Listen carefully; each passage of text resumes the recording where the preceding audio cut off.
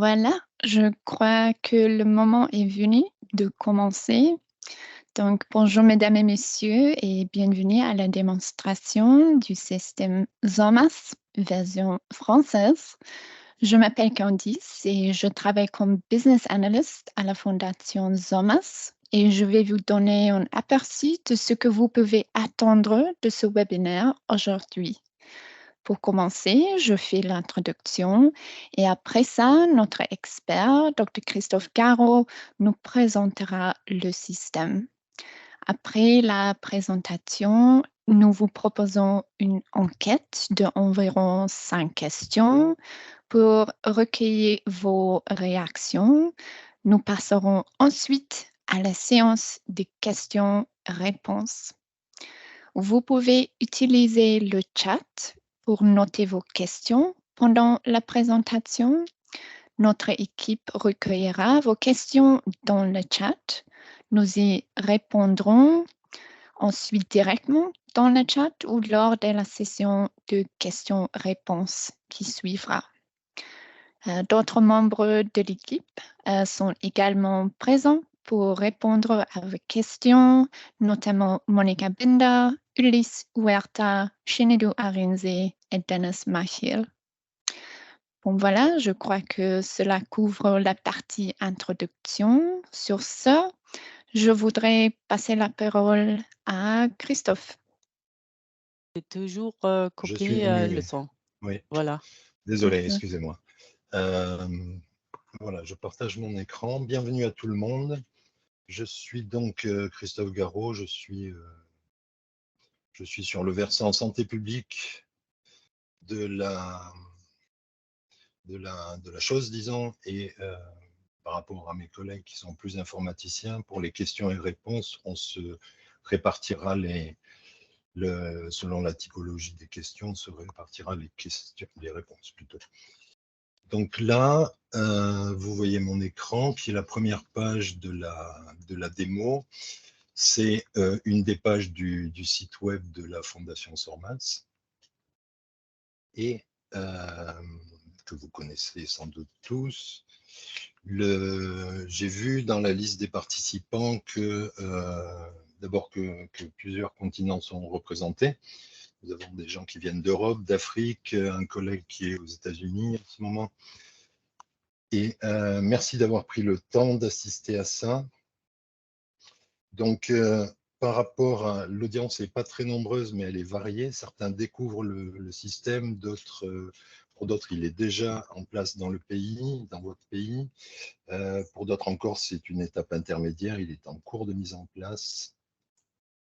Et donc, la démo parcourt rapidement les différentes caractéristiques de SORMAS et on pourra répondre de façon plus précise à vos questions.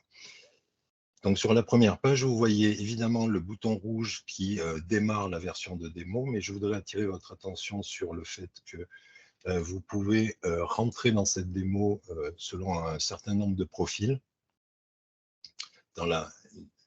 qui sont dans la colonne de gauche. Sur la colonne du milieu, puis la colonne de droite, vous avez le nom d'utilisateur et le mot de passe.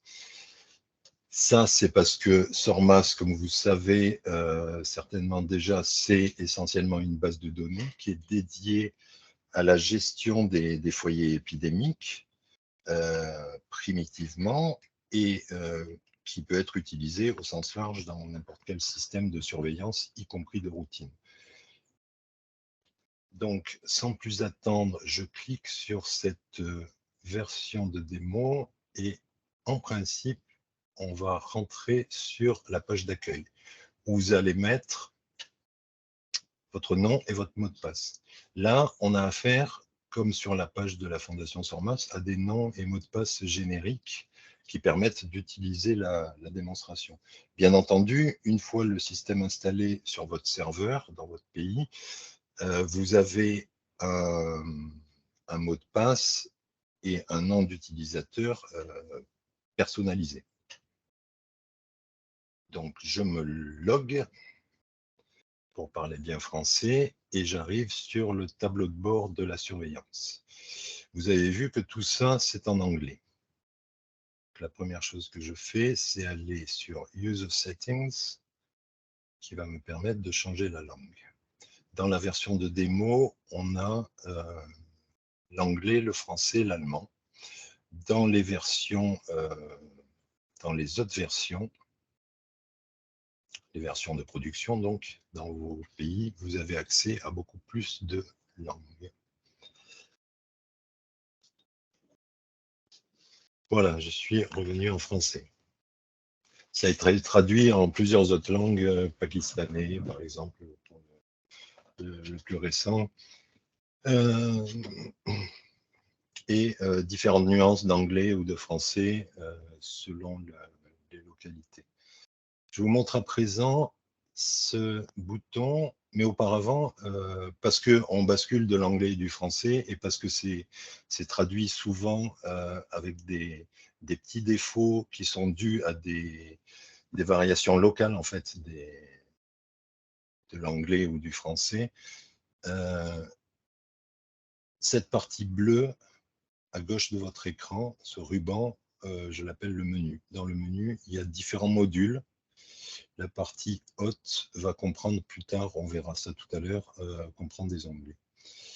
Là, à propos d'eux, vous avez accès à un ensemble de liens qui vous renvoient notamment sur le numéro de version en cours et sur les dernières évolutions, ou sur quand vous avez le changement complet, la liste des changements sur l'ensemble des versions précédentes. On a un certain nombre maintenant. Ou alors sur le GitHub, qui est la plateforme où les informaticiens essentiellement partagent du code source, des idées, de l'information, des directions de travail, etc. Vous avez également accès au dictionnaire des données et un certain nombre de règles de classification. Donc, pour revenir à SORMAS lui-même, SORMAS, c'est essentiellement une base de données qui permet de partager en temps réel, quasi réel, ou de façon différée si vous êtes hors connexion, qui permet de partager de l'information à différents niveaux d'utilisateurs, comme on a vu tout à l'heure. Ça, c'est une caractéristique qui fait la force de SORMAS, en particulier quand il s'agit de faire du contact tracing, du suivi de contact. Et donc, on a différents utilisateurs qui vont rentrer, d'abord, qui ne verront pas tous la même chose, puisqu'il y a des droits d'accès qui sont liés aux utilisateurs, et qui vont rentrer de différentes choses dans le système, dans la base de données. J'ai l'habitude, qui est complètement arbitraire, de classer ça en deux parties, les utilisateurs qui rentrent des données, que ce soit des données de cas, de contacts, de laboratoire, par exemple. Ce sont des utilisateurs qui sont en périphérie de votre système de surveillance, en quelque sorte. Mais pas uniquement, parce que ces utilisateurs-là peuvent faire partie de la seconde catégorie, qui sont les gens qui vont utiliser l'information. C'est-à-dire qui vont l'utiliser pour essentiellement deux choses. C'est prendre cette information et mettre en place des mesures de contrôle par rapport à un cluster, une flambée épidémique, une épidémie, soit diffuser l'information à un niveau décisionnel, politique, médiatique, etc. Donc, pour rester sur cette classification qui est complètement arbitraire, je répète, on va suivre ce flux d'informations dans la démonstration. Et donc, vous avez en périphérie des gens qui vont rentrer des cas, et on va prendre un exemple concret, mais complètement fictif, comme tout le reste des données que vous allez voir ici. Elles sont générées de façon aléatoire par une machine. Elles sont parfois complétées à la main par un utilisateur, mais elles sont complètement fictives. Donc, supposons que vous êtes dans votre système de surveillance à un niveau, au niveau auquel vous travaillez habituellement au ministère de la Santé, généralement, ou dans une agence de santé publique. Et depuis quelques semaines, on vous signale des cas de grippe aviaire. Grippe aviaire, Dans le monde réel, on n'en a pas beaucoup chez les humains, peut-être une vingtaine de cas par an qui sont déclarés. Vous savez que le réservoir sont les oiseaux sauvages qui parfois les transmettent aux oiseaux d'élevage. Les éleveurs sont parfois contaminés et ça s'arrête là. Le virus n'a pas assez muté pour passer de l'oiseau à l'homme de façon facile et certainement pas assez pour passer de l'homme à l'homme. Il n'y a pas de transmission interhumaine à ce jour. Mais c'est quelque chose qui peut très bien arriver. Et encore une fois, c'est complètement fictif. Donc vous, depuis quelques semaines, on vous a signalé ce premier cas d'un patient qui est décédé dans un hôpital. Le laboratoire vous dit c'est un nouveau virus qui a muté et il a toutes les caractéristiques d'une grippe aviaire. Votre problème, c'est que quelques jours après, il y a un personnel qui est contaminé. Donc vous avez une épidémie. Vous avez une chaîne de transmission, vous avez une épidémie, et vous avez le grand bonheur d'utiliser SORMAS et vous avez des cas qui sont rentrés dans la base par vos agents de santé, vos médecins, vos laborantins. Ça va s'appeler différemment selon le type de système de surveillance que vous avez, selon le système de santé et selon les ressources que vous avez également. Donc là, je suis sur le module K. C'est le module où on rentre les cas qui va se décomposer en haut en plusieurs boutons, dont une vue par défaut qui est celle-ci sur la fenêtre principale avec la liste de tous les cas que vous avez dans la base de données. Une vue un peu plus détaillée qui va vous donner évidemment plus d'informations, quasiment toutes celles qui sont rentrées dans la base. Une possibilité d'importer des cas ou d'exporter des cas sur laquelle je ne rentrerai pas parce que on reste, comme je disais au début, à un niveau plus global. Rentrer des cas par liste ou rentrer des nouveaux cas un par un. Et dans l'affaire qui nous préoccupe aujourd'hui, où on a des cas de grippe aviaire qui sont signalés dans tout le pays par différents personnels de santé, on va remplir ça, la nouvelle fiche de cas qui comprend des entrées obligatoires pour créer la fiche. Et bien entendu, vous n'avez peut-être pas accès la première fois que vous voyez un cas à toutes les données. Donc, les données à entrer, c'est généralement l'endroit où vous êtes, la maladie évidemment, l'endroit où vous êtes et le nom, le prénom.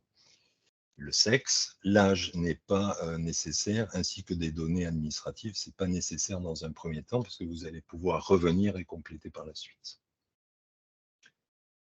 Vous pouvez accéder à cette liste avec différents filtres. Là, par exemple, je vais prendre tous les cas de ce nouveau sous-type de grippe. J'applique le filtre et ma liste, vous voyez, dans la colonne maladie, on n'a plus que cette nouvelle grippe.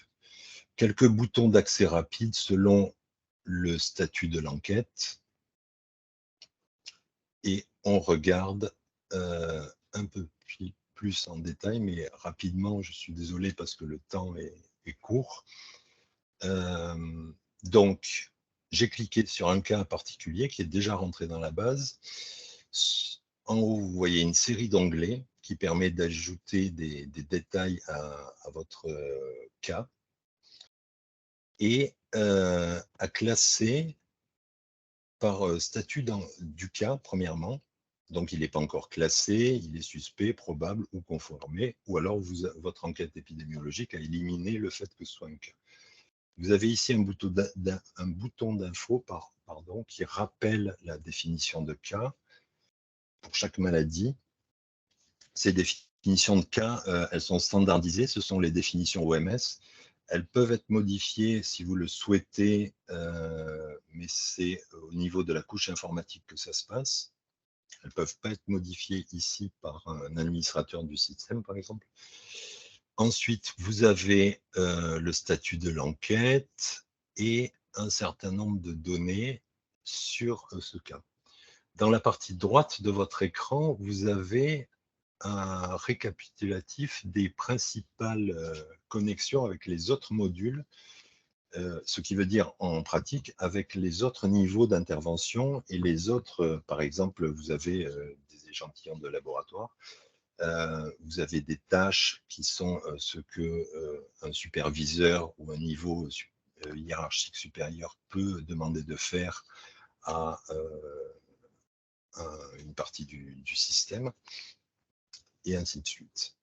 Donc, pour reprendre l'onglet, personnes, des données d'hospitalisation, des données cliniques qui sont importantes en cas d'émergence parce que on ne connaît pas forcément vraiment les symptômes. Vous vous rappelez sans doute qu'au début de la pandémie précédente, on a découvert que les coronavirus, on les connaissait, mais celui-ci donnait des pertes d'odorat, ce qui était une caractéristique spécifique de la Covid-19. On le découvre parce que quelqu'un compile ces données dans une base de données. Donc vous avez la possibilité de faire ça ici, et je passe à ce qui est le plus intéressant dans une chaîne de transmission, dans une épidémie de maladies transmissibles, au contact. Et là, pour ce cas que je vous ai montré, votre équipe d'intervention a enregistré déjà un contact. De la même façon que tout à l'heure, c'est la même présentation. En haut, on a une série, ça c'est pour le contact tout à l'heure. On a une série de boutons ici. On peut créer là, à ce moment-là, un nouveau contact qui est lié au cas que vous venez d'ouvrir, et ainsi de suite. Je pourrais créer un nouveau contact, je ne vais pas le faire pour gagner du temps, mais on rentre les données à ce niveau-là. Ce qui m'envoie dans, si je le fais, dans le module contact ici, sur le ruban bleu à gauche. Et de façon similaire, très similaire, vous avez la partie principale qui est la liste, juste au-dessus une série de boutons d'accès rapide qui vous permettent de filtrer. Encore au-dessus, une série de filtres. Et il y a pas mal de filtres, les possibilités sont assez grandes. Et enfin, encore au-dessus, ces boutons, dont ce fameux bouton que vous retrouvez dans quasiment tous les modules, qui permet de créer une nouvelle entité. Ici, ça sera un nouveau contact. De façon similaire, on peut accéder à la liste des examens, on peut la filtrer, on peut toujours exporter, on peut entrer selon les profils, vous voyez en haut à droite, en mode d'édition par lot. Tous les utilisateurs ne peuvent pas faire ça, mais quand c'est possible, quand vous avez accordé des droits à certains, ça fait gagner du temps si vous devez travailler vite. Derrière, donc on est toujours dans le niveau où on va rentrer de l'information dans le système, quel que soit le personnel de santé que vous utilisez et quel que soit la façon dont votre système de santé est conçu, l'information rentre dans SORMAS, donc des cas, des contacts, des échantillons, des données épidémiologiques si c'est votre équipe de surveillance, des données cliniques si ce sont vos personnels de santé.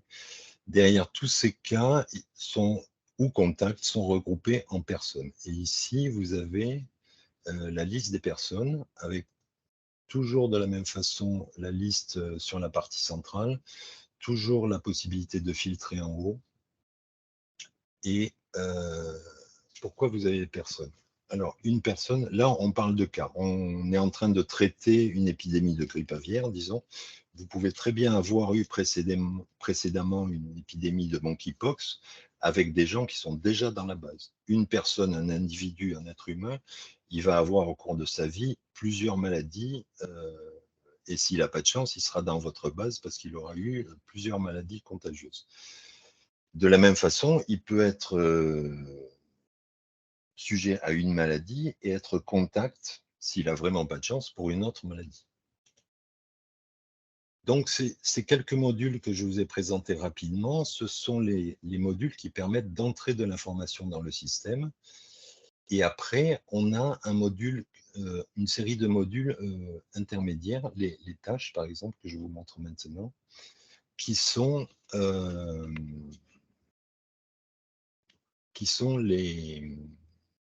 les échanges entre les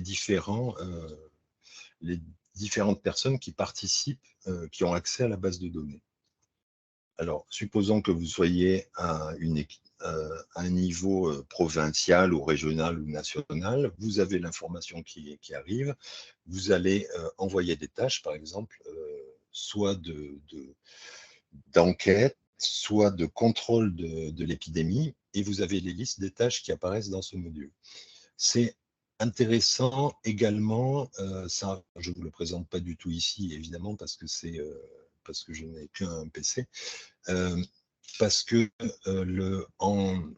vraiment en périphérie du système, dans certains cas, vous avez des agents communautaires qui sont équipés soit de tablettes, soit de leur téléphone portable, sur lequel SORMAS est téléchargé, avec ou sans accès à Internet.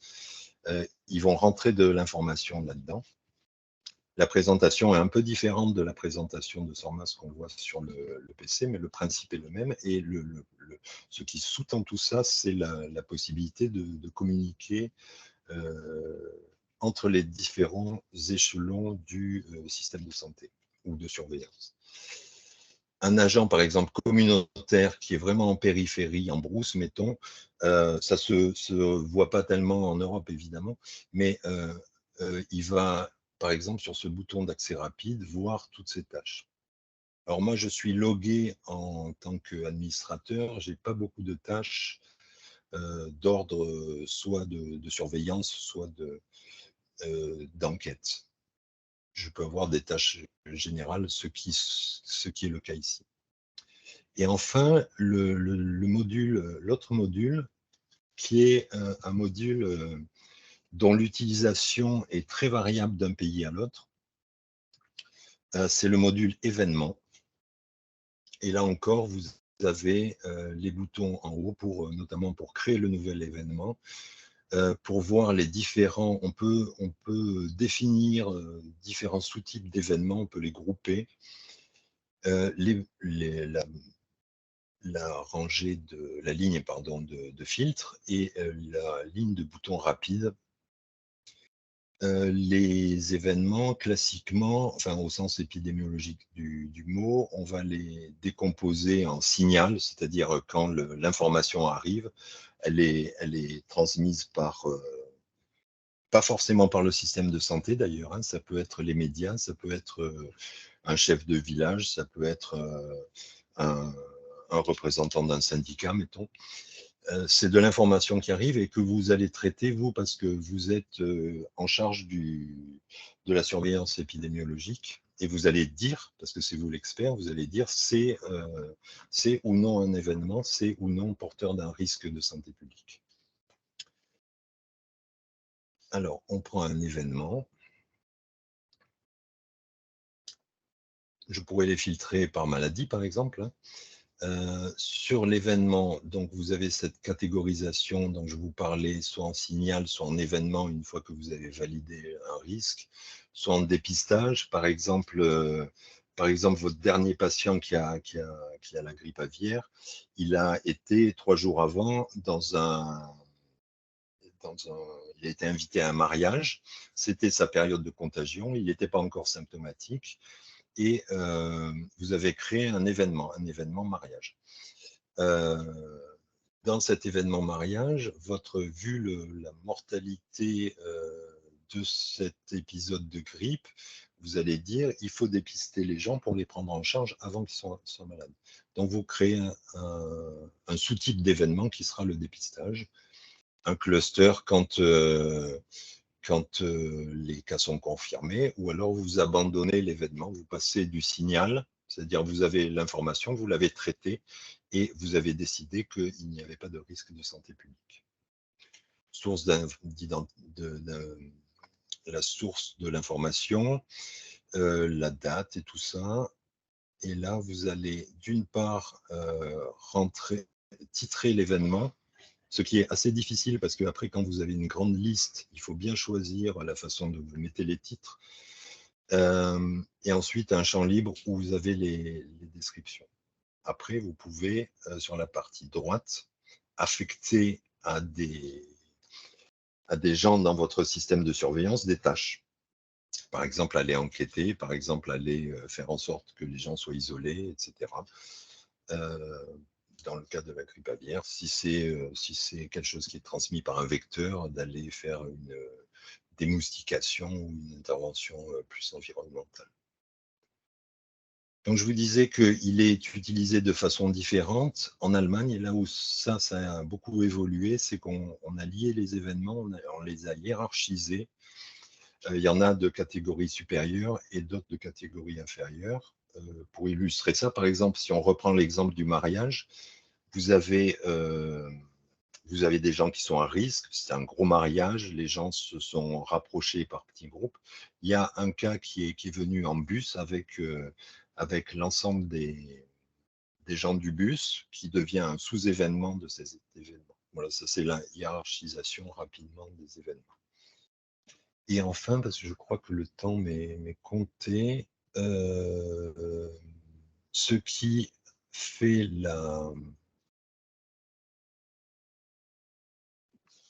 l'illustration graphique de tout ça, et donc c'est utile pour avoir une vue générale, ce sont les tableaux de bord. Il y en a 3. Le tableau de bord de surveillance qui apparaît en premier quand vous cliquez dessus, bien entendu, est le plus important. Donc les 3 sont en haut à droite de votre écran, et vous avez des filtres. Vous allez filtrer soit par semaine, parce qu'on parle de semaine épidémiologique, c'est le plus fréquent. Vous pouvez changer les semaines, ou vous pouvez alors personnaliser cette... si par exemple vous voulez les 3 derniers mois, vous allez rentrer les 3 derniers mois, c'est-à-dire on va partir du 1er septembre. Et jusqu'à maintenant, on applique ce filtre. Il vaut mieux choisir une maladie, évidemment. Et on réapplique le filtre. Ça, c'est un petit truc qui n'est pas toujours évident. Quoi qu'il en soit, il faut toujours appliquer les filtres. Voilà. Si moi, je reviens à mon histoire de nouveaux variants de la grippe, dans la partie... donc, dans cette partie supérieure, j'ai la liste des maladies qui sont dans ma base actuellement. C'est un exemple visuel avec les nouveaux cas par semaine, le nombre de morts, le nombre d'événements liés. Je peux basculer ça en une vue plus, en un tableau qui peut être plus parlant. Sur la partie droite, j'ai l'évolution par rapport à la période précédente. Donc là, il se trouve qu'ils sont tous, ce sont des données, encore une fois, des données aléatoires qu'on a générées. On les a générées, je les ai générées pour ces dernières semaines. Donc là, tout est dans le positif. C'est-à-dire que si c'était des données réelles, je serais inquiet parce que mes équipes seraient surchargées. Dans la partie en dessous, mais avant, si vous voulez, on peut afficher toutes les maladies. Dans la partie en dessous, à gauche, vous avez la courbe épidémiologique par la maladie que vous avez choisie. Ici, c'est la nouvelle grippe.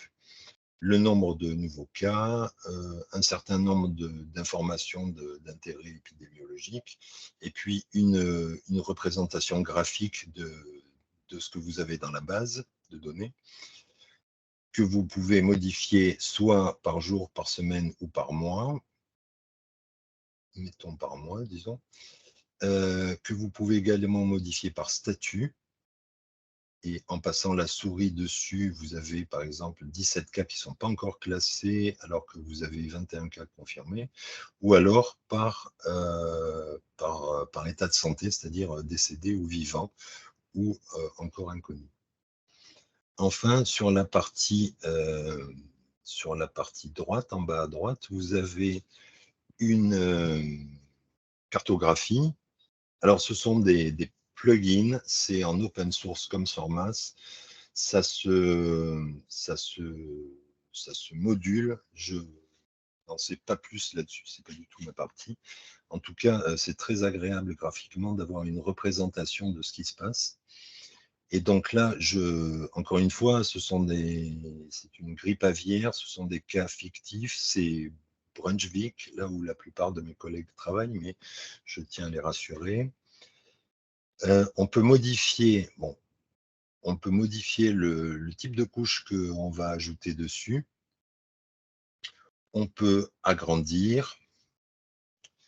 On peut faire différentes manipulations à ce niveau-là, de zoom, etc. Vous avez une différence de coloration selon les cas, s'ils sont suspects ou probables ou confirmés en rouge.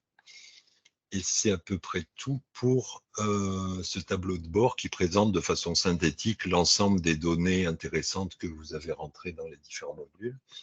Il en va de même pour les contacts et à la différence que pour les contacts, vous avez une autre possibilité. Je reviens à ma grippe. Vous avez une autre possibilité, c'est donc la même représentation graphique, le même type de courbe. J'ai oublié de vous dire que vous pouvez exporter les courbes selon différents types de fichiers, que ce soit des fichiers graphiques ou alors des fichiers de données, CSV ou Excel. Et ensuite, j'ai une possibilité de voir les chaînes de transmission. Et là, sur la dernière semaine, j'en ai pas. Mais ce qu'on peut faire, c'est prendre ce qui s'est passé sur l'année, appliquer le filtre, et voilà. Donc, vous avez, pour cette grippe, une chaîne de transmission, enfin un ensemble de chaînes de transmission qui sont visualisables graphiquement, avec un code couleur pour les cas. Vous pouvez affiner ici, vous pouvez avoir que les cas confirmés, par exemple. Voilà, ça vous permet, avec la référence là-dessous, si je zoome, ça vous permet de retrouver le patient. Ce n'est pas le plus pratique, je dois l'avouer, et ce n'est pas comme ça que vous allez travailler. Par contre, ça vous donne une idée du risque de transmission. Selon l'intensité de la coloration de l'épaisseur du trait, il y a un risque qui est plus ou moins élevé. Voilà pour ça. Et enfin, sur les échantillons, là, il se trouve que ce n'est pas complètement traduit, vous l'avez remarqué vous aussi. Même chose, on peut filtrer par date, par lieu, par type d'échantillon. Supposez que vous vouliez que les tests rapides, par exemple. Et vous avez ici, sous échantillon, le résultat. Vous avez une représentation et puis une courbe avec un groupement similaire à celui de tout à l'heure, par jour, par semaine ou par mois, et une représentation graphique sur la carte. Voilà, je pense que j'ai fait le tour. J'espère que je suis à peu près dans les temps. Et je vais rendre la parole à Candice. Merci.